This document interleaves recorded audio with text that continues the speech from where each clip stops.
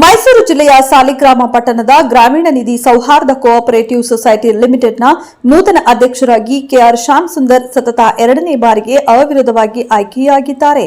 ಸಾಲಿಗ್ರಾಮ ಪಟ್ಟಣದಲ್ಲಿರುವ ಸಂಘದ ಕಚೇರಿಯಲ್ಲಿ ನಡೆದ ಅಧ್ಯಕ್ಷರು ಮತ್ತು ಉಪಾಧ್ಯಕ್ಷರ ಚುನಾವಣೆಗೆ ಅಧ್ಯಕ್ಷ ಸ್ಥಾನಕ್ಕೆ ಕೆಆರ್ ಶ್ಯಾಮ್ ಸುಂದರ್ ಮತ್ತು ಉಪಾಧ್ಯಕ್ಷ ಸ್ಥಾನಕ್ಕೆ ಭಾಗ್ಯ ಗುರುರಾಜ್ ಮಾತ್ರ ನಾಮಪತ್ರ ಸಲ್ಲಿಸಿದ್ದು, ಬೇರೆ ಯಾರೂ ನಾಮಪತ್ರ ಸಲ್ಲಿಸದ ಕಾರಣ ಚುನಾವಣಾ ಅಧಿಕಾರಿಯಾಗಿದ್ದ ಜೆ ಮಾಲತಿ ಅವರು ಅಧ್ಯಕ್ಷರಾಗಿ ಕೆಆರ್ ಶ್ಯಾಮ್ ಸುಂದರ್ ಮತ್ತು ಉಪಾಧ್ಯಕ್ಷರಾಗಿ ಭಾಗ್ಯ ಗುರುರಾಜ್ ಅವರುಗಳು ಅವಿರೋಧವಾಗಿ ಆಯ್ಕೆಯಾಗಿದ್ದಾರೆ ಎಂದು ಅಧಿಕೃತವಾಗಿ ಪ್ರಕಟಿಸಿದರು. ಚುನಾವಣಾ ಪ್ರಕ್ರಿಯೆಯಲ್ಲಿ ಸಂಸದ ನಿರ್ದೇಶಕರುಗಳು, ಸಿಬ್ಬಂದಿ ವರ್ಗದವರು ಪಾಲ್ಗೊಂಡಿದ್ದರು. ಚುನಾವಣೆಯ ಫಲಿತಾಂಶ ಪ್ರಕಟವಾದ ನಂತರ ನೂತನ ಅಧ್ಯಕ್ಷರು ಹಾಗೂ ಉಪಾಧ್ಯಕ್ಷರುಗಳನ್ನು ಆಡಳಿತ ಮಂಡಳಿಯವರು, ಸಿಬ್ಬಂದಿ ವರ್ಗದವರು ಅಭಿನಂದಿಸಿದರು.